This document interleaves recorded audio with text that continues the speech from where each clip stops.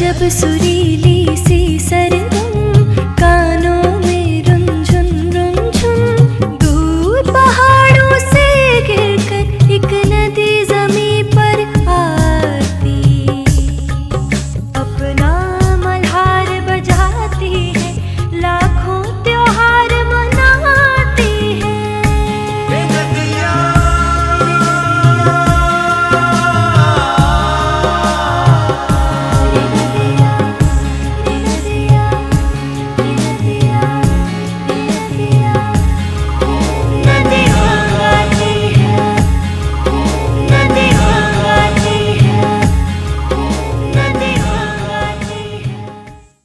नमस्कार, स्वागत है आप सभी का हमारे इस खास कार्यक्रम में, जिसमें हम नदियों के साथ बहते हैं और जानते हैं उस नदी के बारे में, उस नदी से पैदा हुई संस्कृति और सभ्यता के बारे में। नदियाँ जहाँ जहाँ से बहती हैं वो पैदा करती हैं रीति रिवाज, गीत, संगीत, क्योंकि नदियाँ सिर्फ बहती नहीं, नदियाँ गाती हैं। बैकुंठ में इसे शिप्रा कहते हैं, स्वर्ग में ज्वरहरणी, यमद्वार में पापहरणी और पाताल में अमृत संभव।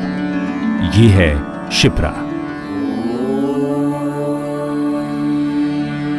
आज हम भारत की सबसे पावन नदियों में से एक शिप्रा के साथ हैं। इस समस्त पृथ्वी में शिप्रा के समान पुण्यदायिनी अन्य नदी नहीं। शिप्रा की पुण्यदायिनी छवि आखिर कैसे बनी, इसका जवाब तो नहीं है, बस इसके गीतों को सुनना है।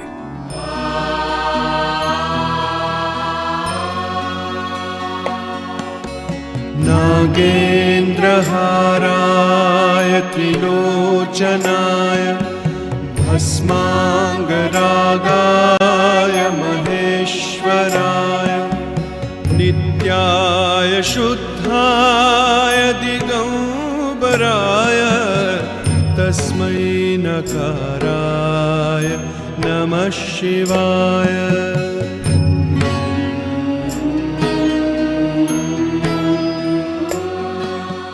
पानी रे पानी तेरा रंग कैसा। शिप्रा के पानी का रंग तो बड़ा ही निराला है और अपने रंग को बिखेरती हुई शिप्रा आप पहुंची है उज्जैन।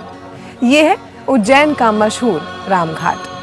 शिप्रा मध्य प्रदेश के धार के जनपाव पहाड़ी क्षेत्र से निकलकर छोटी मोटी धाराओं को बांटते हुए जब मैदान में पहुंचती है तो वहां महाकाल इसका स्वागत करते हैं। उज्जैन शताब्दियों से हिंदू धर्म के सबसे पवित्र स्थलों में से एक, ज्योतिर्लिंग का स्थान। वृक्षपुंज शिव का स्थान। उज्जैन महाकवि कालिदास की कर्मभूमि। भगवान कृष्ण के गुरुकुल की जमीन उज्जैन। धर्म, ध्यान, व्यापार, शिक्षा, दीक्षा, समागम, आध्यात्म का सबसे महत्वपूर्ण केंद्र।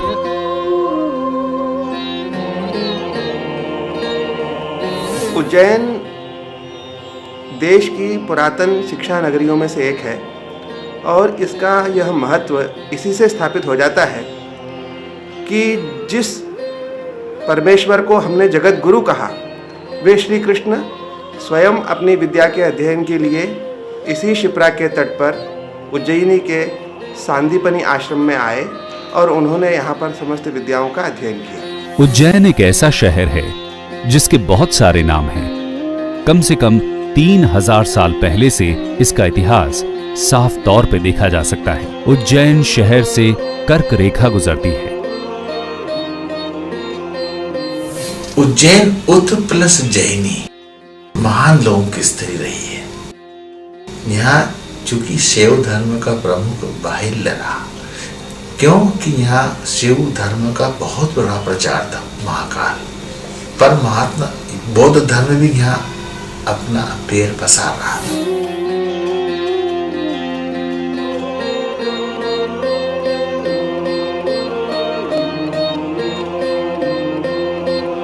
उज्जैन का इतिहास उतना ही पुराना है जितना भारतवर्ष का। भगवान बुद्ध के समय में इसका नाम अवंतिका था। सम्राट अशोक कलिंग के राजा बनने से पहले यहां के राज्यपाल थे। उज्जैन का महाकालेश्वर मंदिर समय की सीमाओं से परे काल को वश में रखने वाला महाकाल।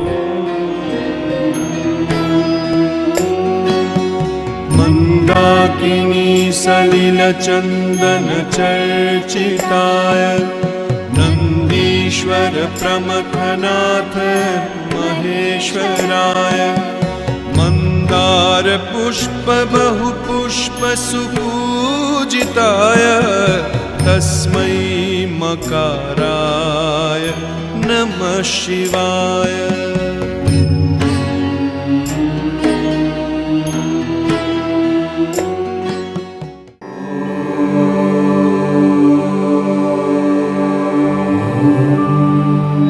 भगवान शिव के स्मरण की गूंज शिप्रा के नाद का ही तो रूप है, उसके गीतों की ही प्रतिध्वनि है। भगवान महाकालेश्वर जी की जो दिव्य प्रतिमा है वो युगों युगांतर से यहाँ है। मंदिर का जो स्ट्रक्चर है ये समय समय पर चेंज होता गया। महाकाल का ये मंदिर न जाने कितनी बार बना और टूटा। आज का ये मंदिर आज से 150 साल पहले रानोजी सिंधिया के मुनीम रामचंद्र बाबा शेन ने बनवाया था। लेकिन महाकाल यहाँ उस समय से है जब सृष्टि का निर्माण हो रहा था। महाकाल यानी शिव के मानने वाले सुबह के 3 बजे महाकाल को सजाते संवारते दिखते हैं और ये उनकी आस्था की जड़ों को और भी मजबूत करता है। महाकालेश्वर की दिन में 3 बार पूजा, श्रृंगार और भोग से अर्चना होती है। ब्रह्म मुहूर्त में महाकालेश्वर का पूजन भस्म से किया जाता है। पूरी धरा में उज्जैन के अलावा ये अनूठा नजारा कहीं और देखने को नहीं मिलता।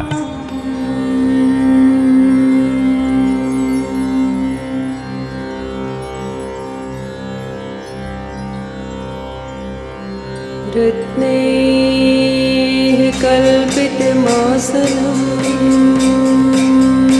हिमजलैः स्नानं च दिव्याम्बरम्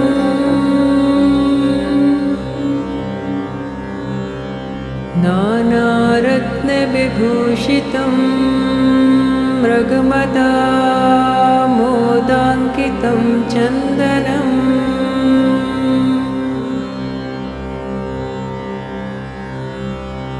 जाति चंपक बिल्वपत्र रचितं पुष्पं च धूपं तथा दीपं देवदयानिधे पशुपते हृत्कल्पितं गृह्यताम्। महाकाल मंदिर का ज्योतिर्लिंग पुराणों में वर्णित 12 ज्योतिर्लिंगों में से एक है। इस महाकाल की प्रतिमा की महिमा दूर दूर तक फैली हुई है। मंदिर की रचना और परिक्रमा परिसर हर समय दर्शनार्थियों से भरा होता है। ये मंदिर 5 स्तरों में विभाजित है, जिसमें गणेश, ओमकारेश्वर, पार्वती, कार्तिकेय और नंदी की मूर्तियों को शामिल किया गया है।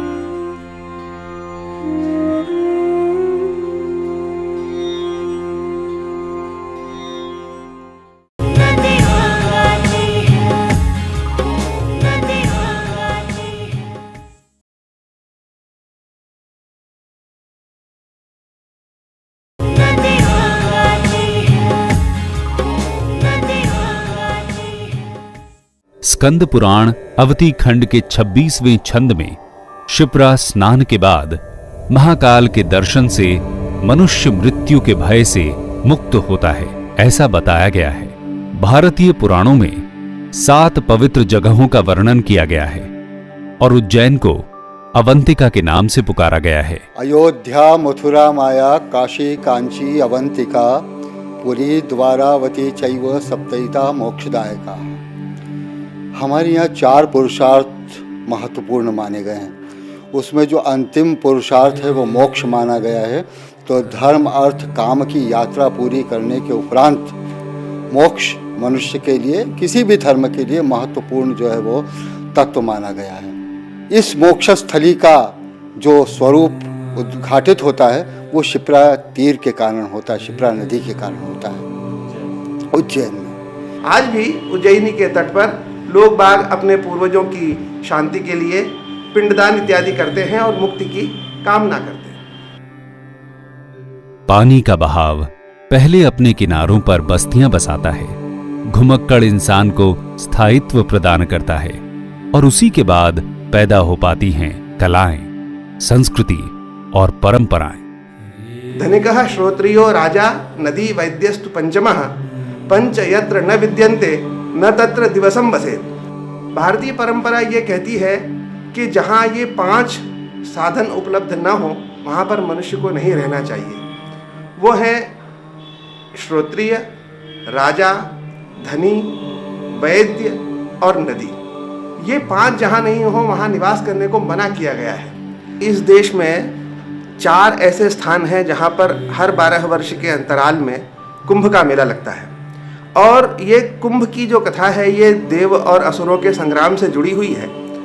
तात्पर्य यह है कि जब उन्होंने अपने लाभ के लिए अमृत का मंथन किया, समुद्र को मथ करके अमृत निकाला, तब उस अमृत की छीरा झपटी में देश के 4 स्थानों पर अमृत की बूंदें कुछ नदियों में गिरी।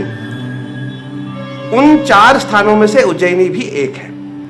और इस उज्जैनी के जल में, शिप्रा के जल में अमृत के बूंदों का निवास माना जाता है, उसको अमृत के तुल्य माना जाता है। वस्तुतः तो जल का एक पर्यायवाचक भी अमृत है, परंतु अमर तत्व को प्राप्त करने की इच्छा अर्थात बार बार आवागमन के चक्र से मुक्ति की इच्छा हर व्यक्ति के मन में होती है। और इसी आस्था के साथ हर 12वें वर्ष में यहाँ जो कुंभ का मेला लगता है उसे विशेष रूप से सिंहस्थ कहा जाता है। और उस अमृत जल में स्नान करने के लिए, उसका आचमन करने के लिए देश के कोने कोने से करोड़ों श्रद्धालु यहाँ पर आते हैं।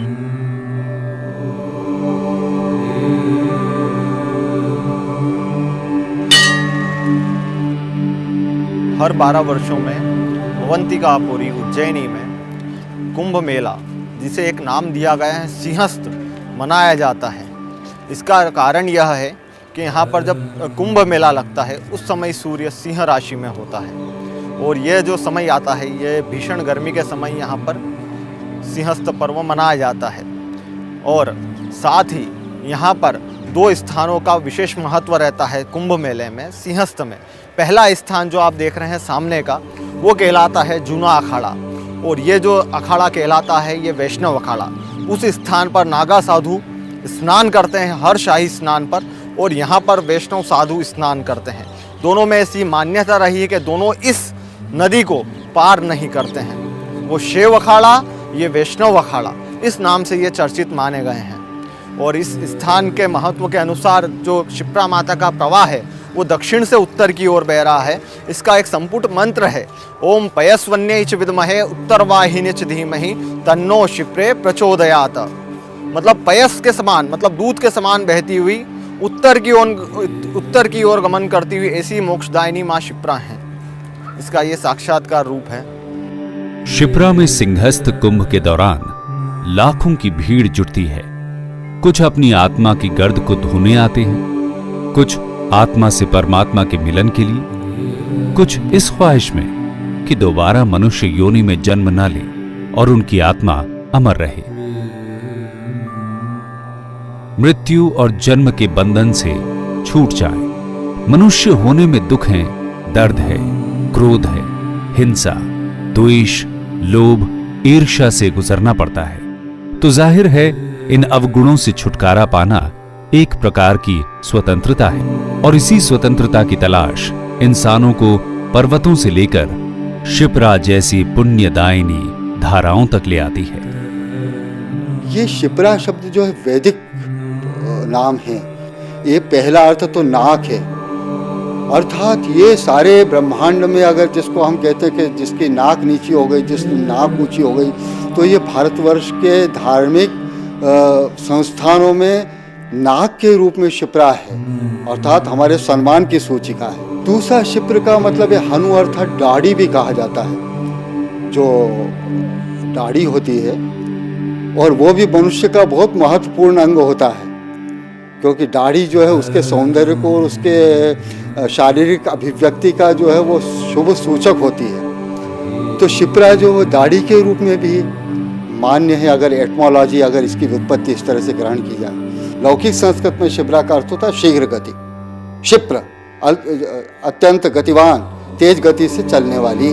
कहते हैं मध्य प्रदेश के मालवा अंचल में जहां शिप्रा बहती है वहां अकाल नहीं पड़ते। जहां अन्न जल की पूर्ति होती है वहां संस्कृतियां, कला और शिक्षा तो पनपते ही हैं। बताया जाता है कि इस पानी में चर्म रोग का उपचार था और इसी पानी के किनारे गुरु संदीपनी का आश्रम था, जहां भगवान श्री कृष्ण और बलराम पढ़ाई करते थे। वो आश्रम आज भी है। संदीपनी आश्रम का पौराणिक महत्व है।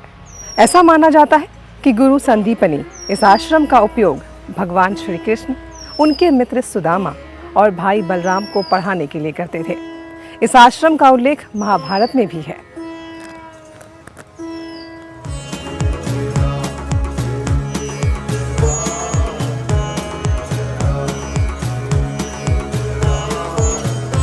महाभारत की लड़ाई का वो सारथी जिसने गीता के बोलों में जिंदगी जीने के तमाम तरीके बता दिए। कामयाबी नाकामी के नुस्खे और जन्म जन्मांतर के सारे राज, सारे श्लोक और छंद उसी श्री कृष्ण के स्वरों की धुन यहाँ आज भी सुनी जा सकती है। ये शिप्रा के गीत ही तो हैं। अब इस आश्रम को मंदिर में बदल दिया गया है जो गुरु संदीपनी को समर्पित है। इसके अलावा उज्जैन में हजारों मंदिर हैं जहां कोई न कोई देवी देवता पूजे जाते हैं। ये है कालिका मंदिर।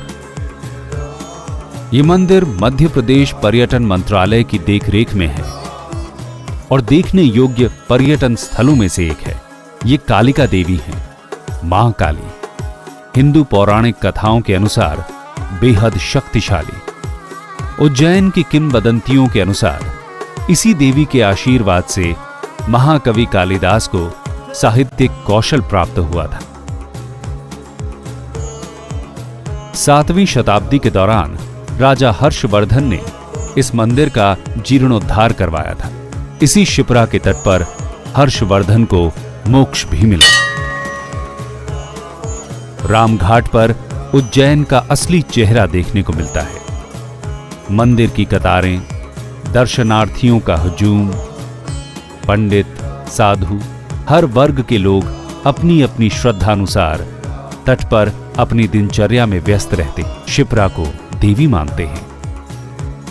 शाम ढलते ही उसकी आरती की जाती है।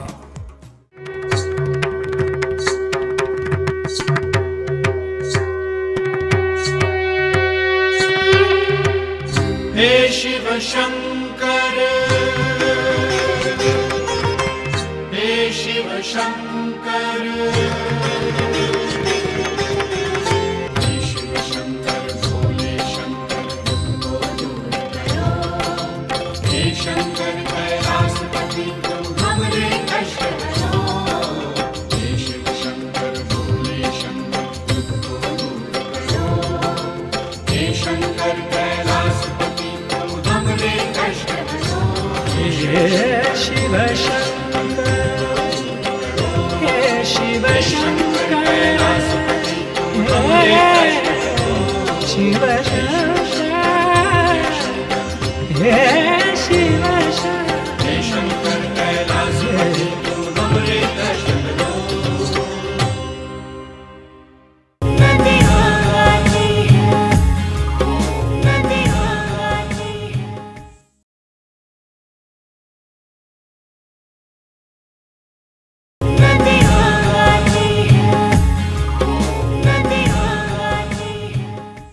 शिप्रा के गीतों की आवाज हम सुन रहे हैं उज्जैन में, नदी के बहाव में, मंदिर की घंटियों में, श्रद्धालुओं के नमन में, जन जन की धड़कनों में। शिप्रा के गीत ढूंढने चले थे हम और हमें महाकाव्य सुनने को मिला। प्राणनाथं विभुं विश्वनाथं जगन्नाथनाथं सदानन्दभाजम्। यही उज्जैन भर्तृहरि की योग भूमि रही। इसे विक्रमादित्य ने अपनी कर्म भूमि बनाया। कालिदास ने इसी नदी के पानी का वार्तालाप मेघ के साथ सुना और मेघदूत की रचना की। बाणभट्ट, शंकराचार्य, वल्लभाचार्य और बोहरा मुस्लिम समुदाय के बुजुर्गों और विद्वानों ने इसी उज्जैन की धूल को माथे से लगाया। और भी न जाने कितनी महान आत्माओं की तपस्थली शिप्रा तीरे रही। लेकिन आज शिप्रा को उन विद्वानों की जरूरत है, संवेदना की जरूरत है। यहीं पास में कर्क रेखा, ट्रॉपिक ऑफ कैंसर को समर्पित कर्केश्वर मंदिर के पास जाकर शिप्रा का प्रदूषण देखने को मिला।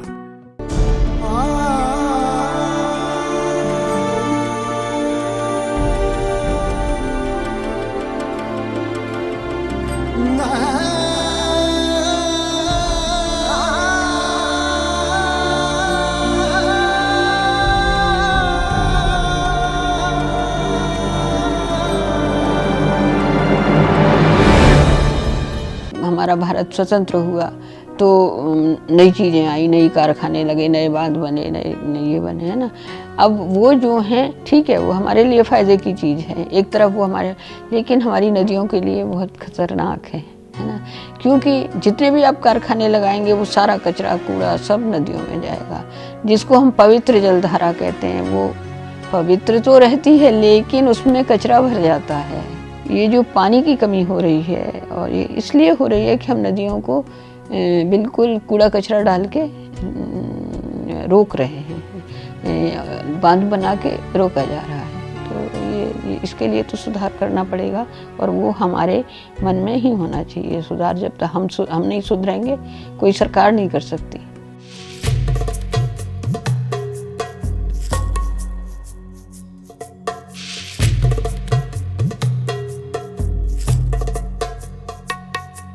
शिप्रा के घाट पर बना हरसिद्धि मंदिर है। हरसिद्धि देवी सम्राट विक्रमादित्य की आराध्य थी। किंवदंती है कि सम्राट विक्रमादित्य ने हरसिद्धि को 11 बार अपना मस्तक काट कर चढ़ाया और हर बार मस्तक फिर से जुड़ गया। मंदिर के चारों तरफ 4 द्वार हैं। मंदिर के सामने 2 ऊंचे द्वीप स्तंभ हैं जिन पर 726 दीपों के स्थान हैं। हर शाम इन पर दीप आलोकित किए जाते हैं।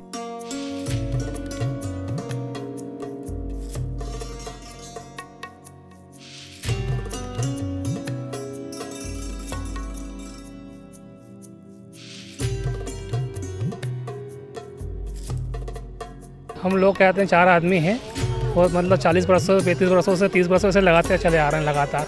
दूसरा लोग कोई भी नहीं करते हैं। ये हम पीढ़ी दर पीढ़ी करते आ रहे हैं, मतलब 3 पीढ़ी हमारी कर चुकी है। राजा विक्रम जब दीपक राग गाते तो अपने आप लगती थी पूरे। ये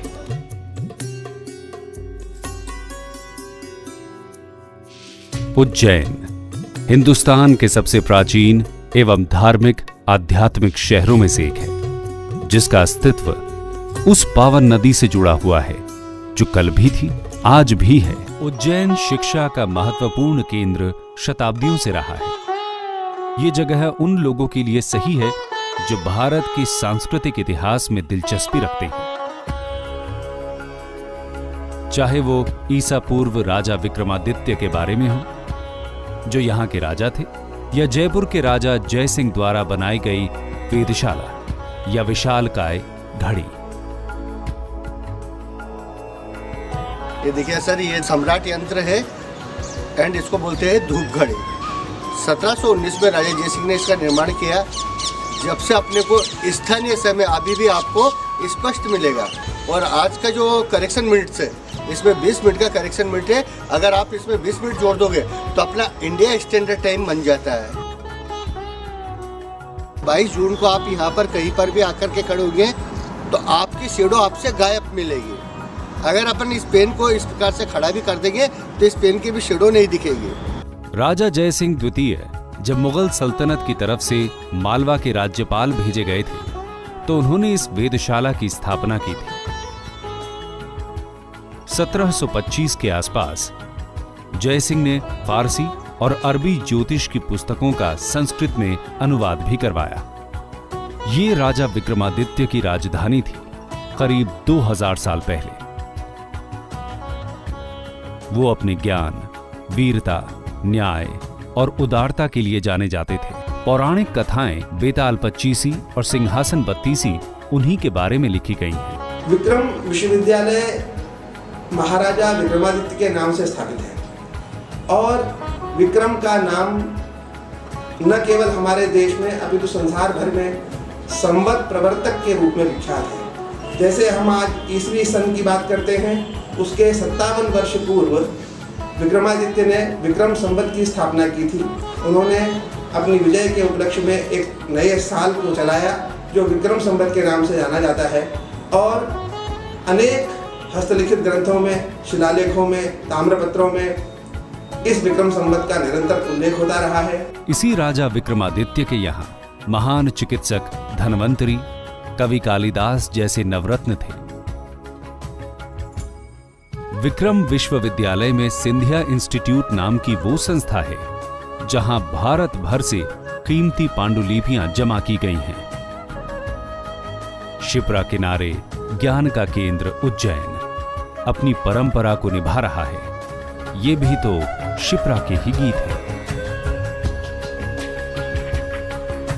भूर्ज पत्र पर, ताड़पत्र पर, कागज पर अनेक पांडुलिपियां हमारे पास उपलब्ध हैं।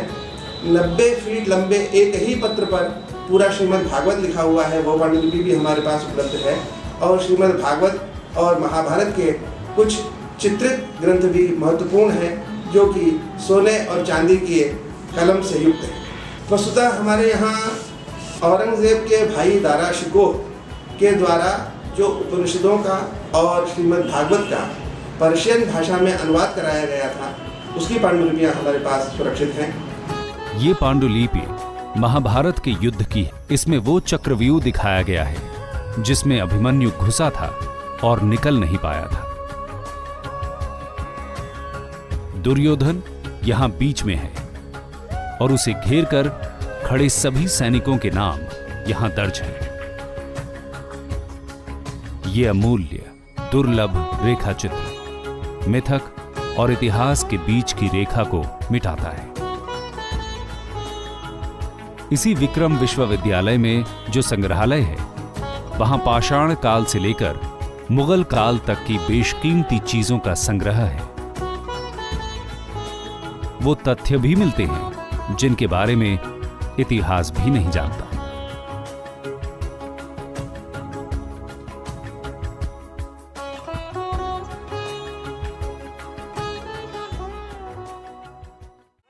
सदा भवानी जाई और सन्मुख रहे गणेश, 5 देव रक्षा करे ये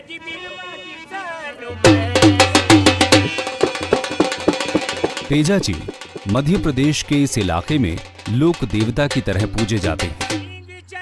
किसान वर्ग इन्हें अपनी खुशहाली के लिए पूजता है और उसी आराधना में तेजा जी लोक संगीत पनपा और इस शक्ल में सामने आया। हरि मेला जोड़ी बाहरी, हरि आयो जाया मारा रे मेला जोड़ी बाहरे, काई तो पड़ जो ये मारो का मैंने दे जल काई तो। वो 11वीं सदी के लोक नायक थे। लोग तेजा जी के मंदिर में जाकर उनकी पूजा करते हैं और दूसरी मन्नतों के साथ साथ सर्पदंश से होने वाली मृत्यु के प्रति अभय भी प्राप्त करते। तेजा जी लोकगीत राजस्थान, पंजाब और हरियाणा में भी गाए जाते हैं।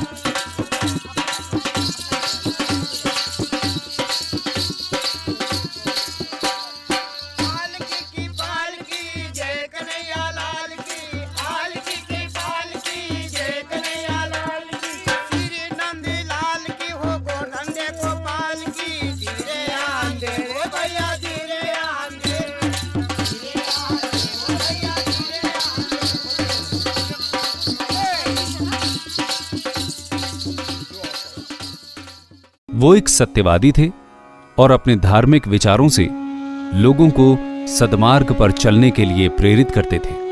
जात पात की बुराइयों पर उन्होंने रोक लगाई, मंदिरों में जात पात की भावनाओं का अंत किया। उज्जैन में लोकगीत के अलावा आज भी संस्कृत भाषा को बचाए रखने का काम हो रहा है और उसका उदाहरण है रविंद्र एकेडमी। जनजातियों और पिछड़े वर्ग में संस्कृत भाषा को लोकप्रिय करने के लिए ये उन्हें छात्रवृत्ति भी देते हैं। इस संस्कृत भाषा जो है वे धीरे धीरे हमारी इस संस्कृति से विलुप्त होती जा रही है। हमारा मूल उद्देश्य यही है कि संस्कृत भाषा जो है उसे जीवंत रखा जाए और जो संस्कृत साहित्य है वो जन जन तक पहुँचे, ताकि लोगों की जागृति संस्कृत के प्रति बढ़े और वे उसका अध्ययन, उसका अनुशीलन करें। संस्कृत भाषा की बात आई है तो उज्जैन से हम बिना कालिदास की महिमा सुने कैसे जा सकते हैं। शिप्रा की लहरों के किनारे खड़े उनकी सुंदरता से प्रभावित महाकवि कालिदास का महाकाव्य मेघदूतम भारतीय साहित्य का सिरमौर है। जैसा कहा गया है कि वर्षा काल जो है वो नदियों के लिए नायक के रूप में मेघ को प्रतिष्ठित किया है कालिदास ने, तो यहाँ पर मेघ नायक हो जाता है और नदियाँ जो है वो नायिका बन जाती है। इस दृष्टि से शिप्रा को भी उसने एक नायिका के रूप में प्रस्तुत किया है। और जब नायिका आ जाती है तो हमारे यहाँ जो नायिका के गुण हैं उस गुण में प्रत्येक व्यक्ति मात्र को आकर्षित, पशु मात्र को आकर्षित करने की जो उसमें क्षमता प्राप्त हो जाती है वो क्षमता शिप्रा नदी में है।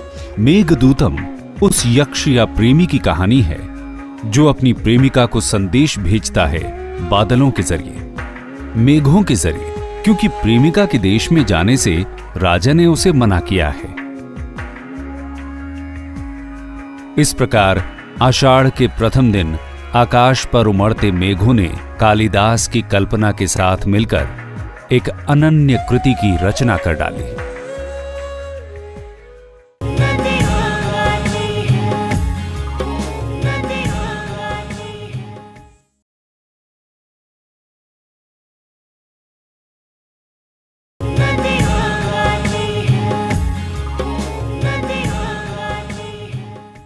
शिप्रा का जिक्र पुराणों में है। 2-3 हजार साल पुराना इसका इतिहास मिलता ही है। यह कहना उचित न होगा कि इसी के पानी ने स्याही बनकर साहित्य, दर्शन और कला के पन्ने भरे। पानी का कोई रंग तो नहीं होता, लेकिन शिप्रा ने अपने किनारों पे हजारों रंग और जायका बिखेरा। इसी जायके का एक रंग उज्जैन की पाक कला भी है।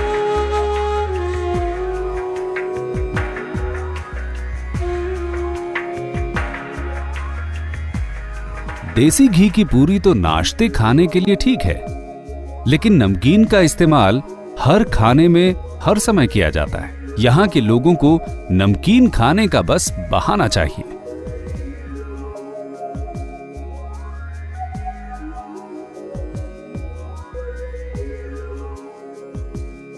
लेकिन उज्जैन के सबसे मशहूर और स्वादिष्ट जायके का मजा लेने हम शहर से जरा बाहर गए, जहां हमें दाल बाफले का स्वाद चखने का मौका मिला।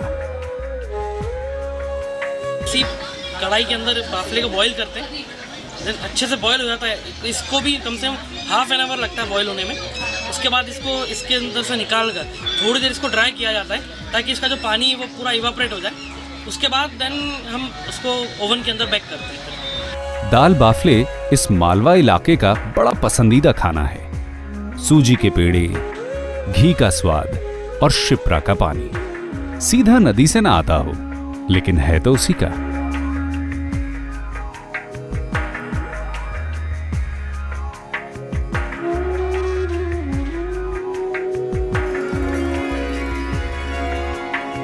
धार के पठारों से उतरकर शिप्रा उज्जैन आई और मानो यहीं बस गई। उसके किनारे पे पली बढ़ी और फली फूली सभ्यताओं को उनके धर्म, गीत, संगीत और विश्वास को देखकर यही लगता है कि नदियां जीवन का संगीतमय प्रवाह है। नदियों का भी क्या वजूद है, जन्म कहीं और अंत कहीं और, लेकिन जब तक बहती हैं सबका दुख दर्द बांटती जाती हैं। पाप और पुण्य के तराजू पर बैठे हम इंसान इसके अंदर अपना गर्द धूल उड़ेल देते हैं और ये सब कुछ सहती हुई बहती चली जाती है। अगर पानी से कुछ पूछो तो वो जवाब नहीं देगी, क्योंकि उनके बहाव में ही उनका जवाब है, उनका नाद है, स्वर है, संगीत है, गीत है। हम उन्हें पूछते तो हैं, उन्हें सुन नहीं पाते।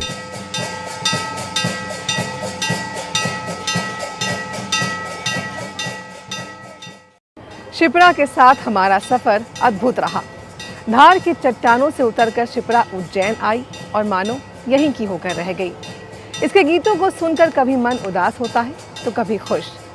शिप्रा के किनारे बसा है उज्जैन शहर, जहां धर्म, आध्यात्म और विज्ञान इन तीनों का अद्भुत संगम देखने को मिलता है। यहाँ पर शिप्रा ने हमें कई गीत सुनाए। तो नदियों के गीतों को सुनते हुए हम आगे बढ़ेंगे अगली नदी की ओर, क्योंकि नदियाँ सिर्फ बहती नहीं, नदियाँ गाती हैं।